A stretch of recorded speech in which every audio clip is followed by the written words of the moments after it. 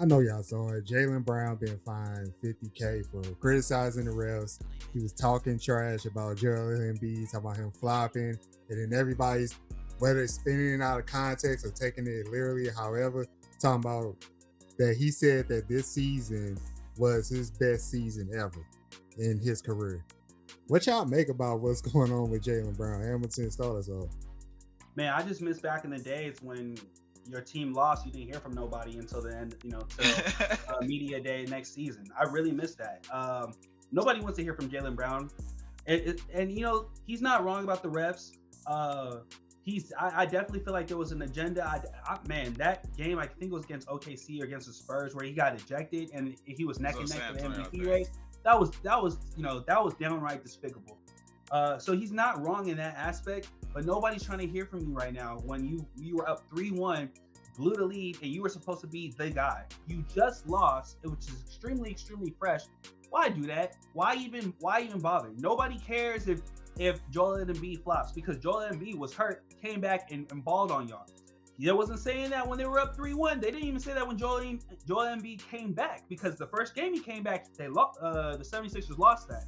So nobody wants to hear this, man. You lost, take the L, move on. Simple as that. Now, like you starting to understand more and more where like certain players have like publicists and like PR persons because like at the end of the day, like people like that, people like you have to have somebody in your corner that's like gonna have this tell you the self-awareness and be like, hey man, like that's not gonna be a good look, man, because like at the end of the day it's like hopping on these streams, like it was the same thing, we saw like in the different sport, the Rams, like you saw Puka Nakua, like him getting in trouble, like hopping on streams and stuff like that. So that's the damage to his brand. So it's like or because I mean, like it or not, like when you're in a as a player, when you're in a multi-million-dollar industry, it's like, I mean, you are like, a brand, so to speak. I don't necessarily think that, when it comes to the foul baiting, like, there's a lot of players that do it, MB, Shea, Jalen Brunson, even on my squad, like Reeves, he foul baits a lot, so I mean, like, I understand like the frustration, like, like as, playing basketball and like, when you're guarding guys, like you're having to go up against that. I mean, hell, I mean, like Embiid flopping around, like him being 7-2 and doing all that, like that's pretty much the biggest grip that I have with his game personally. But we're up 3-1. It's like nobody really wants to hear like you like hopping on and giving excuses about the refs and talking because I mean, because that's really what it sounds like. I mean, like you could like it's one thing like if you criticize them like after a certain game. But then after you lose a playoff series, it's like you can't just be talking like losing 3 straight games in a row in a playoff series, like that's not just strictly on the officiating, man. I'm sorry. Like it's just like for that to happen 3 consecutive games, it's like I'm not giving you the benefit of the doubt when it comes to that. I'm sorry. Hey, let's take our seats. We got a nice view of the game. This is the floor seats. This is our main topics. We're talking about the NBA playoffs right now, fellas. We are in the second round, 4 matchups, 8 teams. Couple games have already been played. We've seen some blowouts, some close ones, etc. I want to know, like, what have y'all picked out from the second round so far, as far as like, what matchups are you viewing or what players doing what? Like, start us off with that, Randall. What you been keeping your eyes on in the second round? Well, so far, like I think clearly, like through the first 2 games, like you're seeing the New York Knicks are like establishing themselves right now as or reestablishing themselves as the favorites in the East right now, given the fact that the Boston Celtics like have been eliminated. So now the Knicks are now they were the preseason favorite, before the season started, in a lot of people's eyes, like to come out of the East. And these last few games, the last 2 games against the Sixers, these have been really impressive performances. The Sixers right now they were without Joel Embiid in the last game, but the Sixers have shown that they can play very well without Embiid. So they still have a lot of firepower within that ball club. So the Knicks, they were very impressive. Their last 3 wins against the Hawks. When they really figured that, they were down 2-1 against the Hawks, and they won the last 3 games of that series. So the Knicks have won 5 consecutive playoff games, and they have been on a bit of a roll. So I think the way that they've looked so far, they've been very impressive. They've stood out the most as far as the team that's been the most impressive. The first two, for the first games in the second round. I know the Pistons are the number one seed, Randall, in the East, but do you think the Knicks are like the flat out favorites now? Like they should get out the East by the way of how they've been playing in the first two rounds. I do think so because I do think they've been the most. When you look at the four remaining teams, as a group, I think they've been the most battle tested. Like they've been knocking on the door of the NBA Finals. They went to the conference finals last year. They went to Game 7 in the second round the year before. So they've consistently been progressing towards being a team that wins the Eastern Conference. Piggybacking off what Randall said, the Knicks to me, just given when I think about the beginning of the season, I said, okay, there's no Indiana. We expected the Celtics to be weak. We really didn't know what the 76ers were going to look like. So I thought that this was the Knicks' best chance to really win a championship this year, come out the East at the very least. And I'm still going to go with that. I'm looking at everybody right now that's remaining in the Eastern Conference. I don't trust Cleveland. I think Detroit. I think it's going to be Detroit versus the Knicks in the Eastern Conference Finals, and I see the Knicks pulling through and finally ascending. Sometimes you got to go through heartbreak to get to that bigger echelon, and I feel like the Knicks have gone through their heartbreak. Was very uneasy about Tom Thibodeau at first leaving, but Mike Brown has seemed to come in and allowing Cat to become the playmaker and play that point center position has opened up the doors tremendously for the Knicks. So I like what I'm seeing from the Knicks from the East Coast. Over on the West Coast, I know they got blown out yesterday, but man, I just feel like the Spurs and Timberwolves is going to be a hell of a series. I feel like that's going to go Yes. 6-7 games.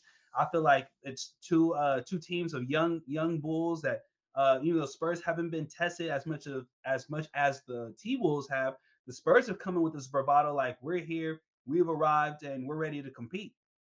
T Wolves are coming in like, yeah, we're depleted, but we've seen this picture before, seen this movie before, and let's get it on. So I love it. I love the back and forth so far. I just hope every game isn't a blowout, but I do see it going 6 or 7.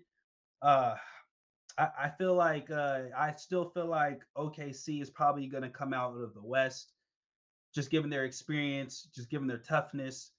Um, but yeah, I can see it being OKC and the Knicks in the finals. But I'm liking what I'm seeing right now in the semis. Which team between the Spurs and Timberwolves do you give a better shot of them knocking out the Thunder in the Western Conference Finals? Well, I'm gonna go with the team that beat them 3-4 times in the regular season. So I'm gonna go with the Spurs. I think that there is no answer for Wembayama as long as he's not trying to shoot a million threes and he can switch it up.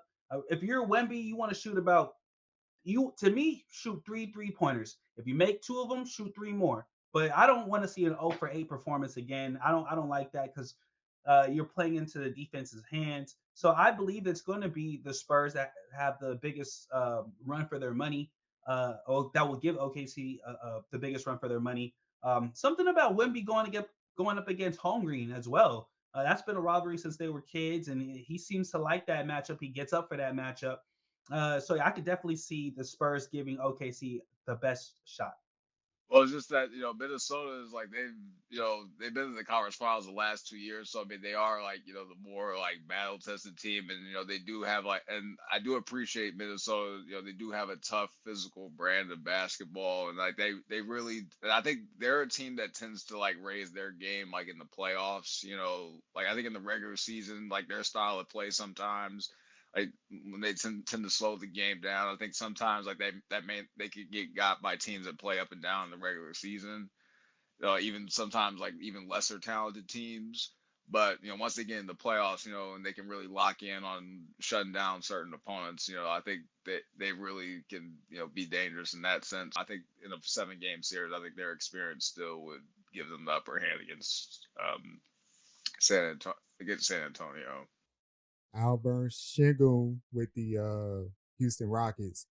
This past season, 20.4 points per game, 8.9 rebounds per game, 6.2 assists, 52%. That screams you're a pretty good player, and you a center too. Those are nice numbers. However, and in the anonymous player poll, he was voted as the most overrated player Do y'all agree with that? Is he the most overrated player in the league? Hamilton, start us off with that. I feel like the most overrated player in the league, in my opinion, is Kevin Durant. But ironically enough, who's his teammate? I, I'm tired. I'm no. Kevin Durant is one of the most overrated players in the league, if not the most overrated player in my eyes. Sengun, he's on his way. He's on his come up. I would like to see what the criteria for overrated is for these guys. Does that mean like he's not as feared? These guys don't fear him like the media like tries to prop him up to be. I would like to know what the criteria is because to your point, Stacey, those are good numbers. Not only that, I mean, if you compare last year to this year, he was one of the bright spots for the Rockets. Continue to improve, continue to get better. So I just don't know what the criteria is for being overrated. But to me, overrated is the guy who keeps jumping from team to team to team, looking for a championship, but can't do anything but score. I'm sorry. To me, overrated is your whole legacy being built off the backs of point guards. Because when we really look at you and we start asking, were you ever a great defender? Were you ever a great passer? Were you ever a great teammate? Outside of just scoring the basketball for someone who's supposed to be a top 10 player of all time and this, that, and all these accolades, what else besides scoring are you good at? And so when I think of this latest edition of, yes, Kevin Durant, when he played for half the quarter or he played in game two, and he's dropped 20 points and a half, I get that. But the one he do in the second half, once they locked him up, difference between him and LeBron, difference between him and Curry. So when we're talking about overrated, I'm sorry. It's killing me how they say it's Alperen Sengun when I'm like, man, like y'all not looking at Kevin Durant, y'all not looking at James Harden. I mean, there's some guys who deserve that title of being overrated way more than Sengun. No, I didn't expect KD to. I didn't I'm sorry, expect him man. being the line across five, I'm tired of. man. I'm me I mean, personally, man. I'm not hating on Kevin Durant. I'm tired of everyone not looking at Kevin Durant objectively. That's my but that's my problem with all of this. The media just the glazing the media does for Kevin Durant is ridiculous. I remember at one point when we looked at Kevin Durant and we looked at LeBron James and we put them in the same sentence. We put them in the same category, mhm. the same room. Steph Curry came and everything that was supposed to be LeBron and KD became LeBron and Steph. Yep. So then you join this team, you join this guy, you win your two rings. Okay, we can't take that away, and I understand that. But what have you done since? We hold think about what the media does for this man. Oh, if KD just if he was a shoe smaller in feet size and he would have hit the 3-point shot over the Milwaukee. That was 5 years ago. Look at where Phoenix was. Here's a great example. Look at where Phoenix was last year, right, with Kevin Durant. Look at where Phoenix was this year without Kevin Durant. Look at what happened when you took away Brooks Dylan from the Brooks. Rockets and the identity that kind of went away with the identity that went away when Dylan Brooks went away. Look at that same identity that was with the Phoenix Suns, and they were able to make the playoffs without a KD. I'm just saying, man. If you want to throw Devin Booker's name in there too, I think I think he's extremely overrated at this point. What has Devin Booker done outside of get to the finals one time when he had Chris Paul? That was the Chris Paul effect. That wasn't the Devin Booker effect. There's a lot of dudes, man, that I'm like, you've been in the league long enough. We had a large sample size, and I'm like, come on. Oh, I guess passing it around. I guess it's like a two-part question now. First, do you believe Alperen Sengun is the most overrated player in the NBA? And second part is, would you give that title to Kevin Durant as well?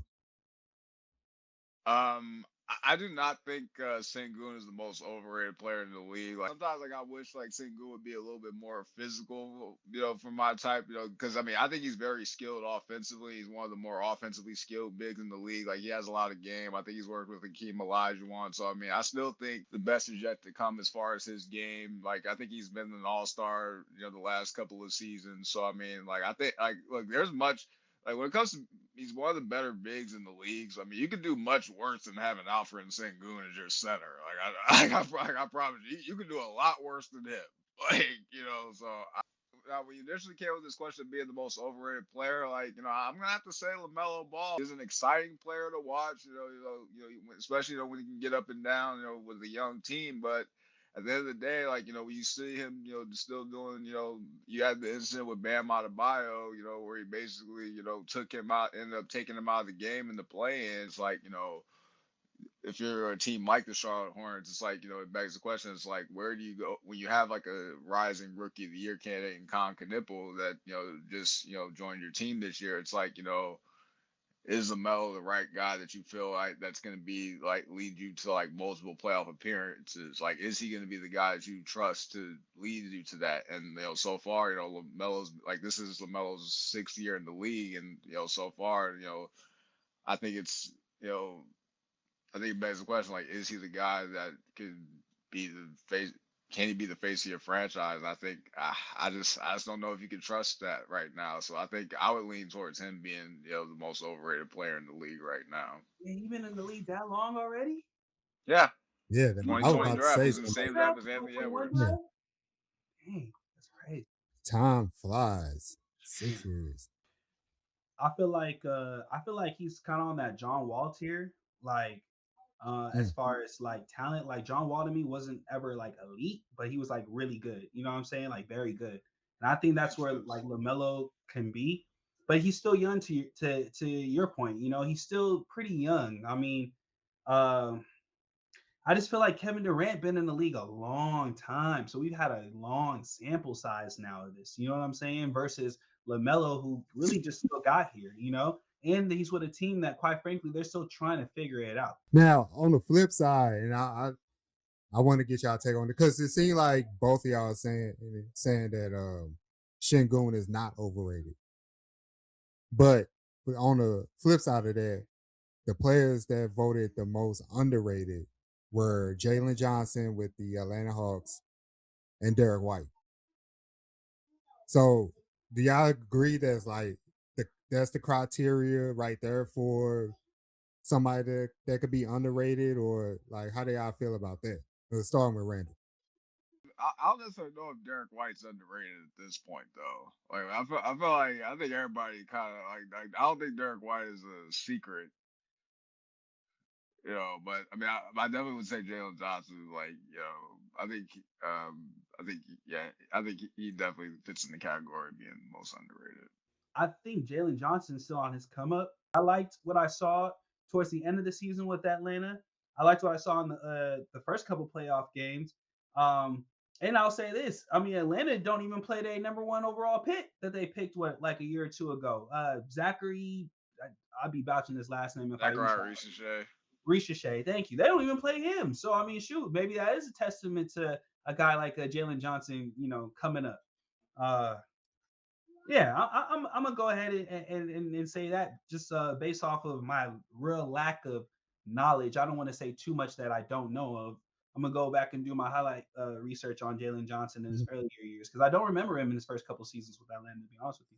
This is the topic that I was most anticipating when it comes to like sitting down and talking with y'all. Is what is going on with the Golden State Warriors? Let's start off with first of all, didn't make the playoffs, got eliminated. They tried their best. I mean, people were kind of down on this season, but they tried. Now, Steve Kerr might not return. It's been reported that he's been talking to ESPN about being taking on the broadcaster role.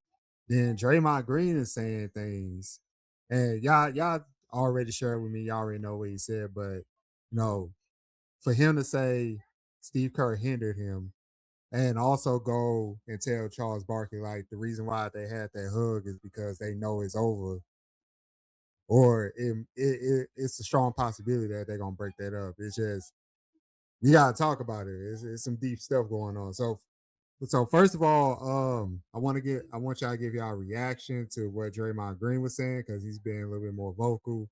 And also, do y'all think it is time for all three of those guys, Curry, Draymond, to go their separate ways? Hamilton, let me start with you. And Draymond Green's another dude who I'm just like, brother, like I don't want to hear from you until media day of the next year, bro.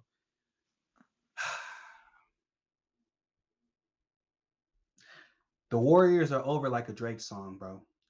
to be honest with you. The Warriors have been a contender for the last 11, 12 years, man. They got 4 championships out of it. That means a third of the previous championships that have been won in the last 12 years have come from Golden State. They did their thing. It's not going to happen.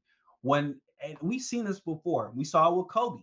When you get to a point where you're playing the aging veteran, top dollar, close to top dollar, you're paying the next dude, or you're paying a group of dudes who are your core and they're aging, and you're paying them top dollar, and they get hurt and they're not even there. I mean, then you don't really have any draft pieces, and then there's not a draft player that you can pick up that's going to move the needle for you.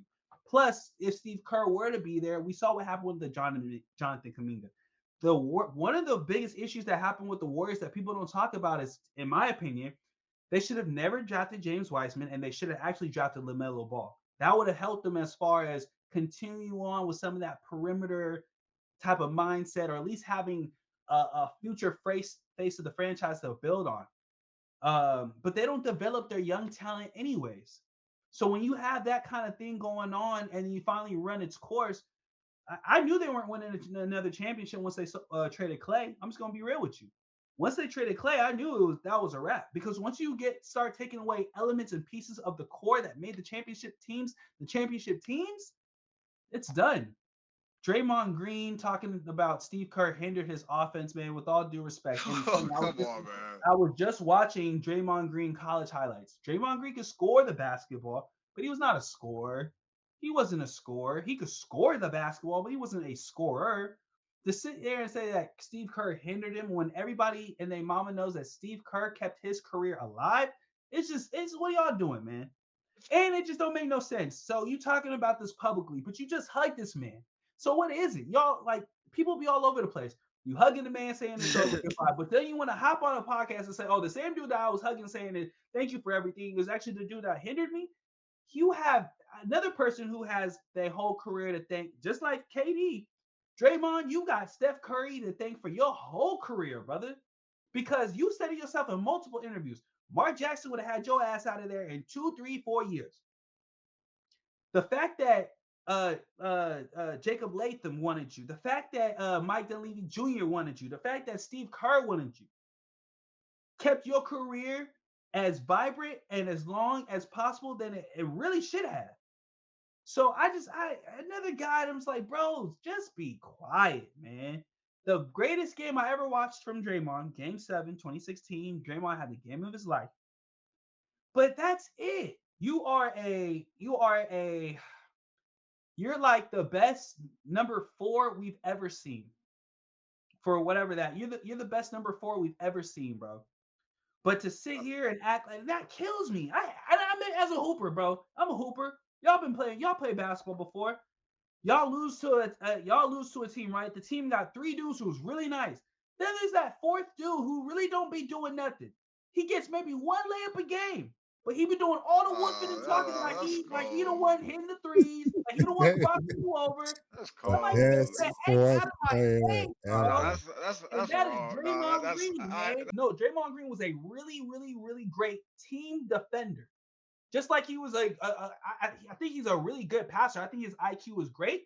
But let's not sit and act there like there's not a whole bunch of dudes in the league that don't have a great IQ that don't know how to pass the ball. Hell, you could have put Lonzo Ball right there. They would have won multiple championships. Oh no, What? no, Why? I disagree with that. I think no. That's just What does that's Lonzo Ball do that? Excuse me. What does Draymond Green do that is better? What does Draymond Green do that Lonzo Ball cannot do? Lonzo Ball is a really good defender and a really good on-ball defender. Lonzo Ball has a really good basketball IQ and was an amazing playmaker. Ain't that all 3 things that Draymond do? Just like KD, in my opinion, the only people that you really needed was Steph and Clay. From the bulk of those runs, listen, man. Look, I just think we get way too reductionist when it comes to like talking about championship, like just discrediting everybody that contributes to championship teams. But Randall, answer this. Do you think the second part, do you think they should break up? Like break those 3 up, or 1 or 3 get out of there? How you feeling about that portion? I mean, I think the run is over regardless of what they decided to do this year. So I mean, like if Steve Kerr wants to get back into broadcasting and feels like, I think coaching, I think it can be a very stressful job, especially having to manage guys, the egos and guys like Draymond. And another thing is like, I mean, I don't understand why Draymond could say something like that when, if anything, Steve Kerr has been one of the main people going to bat for you every time you get into all these antics and go and anytime you're getting suspended, when Steve Kerr took over, that was when Draymond Green really started to get more minutes and really became a starter because they had David Lee, who had made an All-Star team, who had previously been an All-Star with Golden State. He had basically ended up taking his position in the starting lineup. So like that was kind of one of the main differences when Steve Kerr took over for Mark Jackson. So I mean, I don't understand why Draymond could be talking about how like he hindered his game at all, when if anything, like Steve Kerr helped expand his game. End off the episode with this buzzer beater. Real quick question, quick answer. The NBA draft is coming up. It seems like the two top prospects are AJ DeBonster coming out of BYU and Cam Boozer coming out of Duke. Back and forth about who's number one. Cam Boozer is the National Player of the Year, but a lot of people kind of soured on him when it came to the NCAA tournament, especially how they came out against Siena. The question is, if you had a team, you had that pick, number one overall, which guy are you taking? Are you taking Cam or are you taking AJ? Hamilton start us off. We'll go quick. I'm taking AJ. I just think he has, as far as the modern day NBA game, he has the size, he has the athleticism, he has the perimeter, his perimeter package. He has that it factor to him. Didn't really, he balled out in the tournament, but his team was weak. I think he should be the number one overall pick. I concur. I do like his size and athleticism. I think he has like the game that he's like your prototypical guy that can be the face of the franchise that does fit for the modern game. He has like the kind of that he's kind of the all-around player that can be the face of the franchise. So I would lean towards him. Like I think Cam Boozer, like I think he'll be a good NBA player, but I just don't know if like his. I just don't know if like as far as like athletically, I do have some question marks as far as like whether he can athletically keep up with like at the NBA level, as far as being a superstar. But I do think he can still be an effective NBA player though. All right, there we go. AJ DeBonster is the number one overall pick. But this is the end of the Floor Seats episode. I am Stacey Carter II, joined by Hamilton James, Randall Hamilton. Follow us everywhere on social media at Stacey on Sports. Keep a lookout for more episodes. Of course, we're going to talk about the conference finals, the NBA finals. It's going to be great basketball. Hopefully it stays great basketball. But appreciate y'all watching. See y'all next time.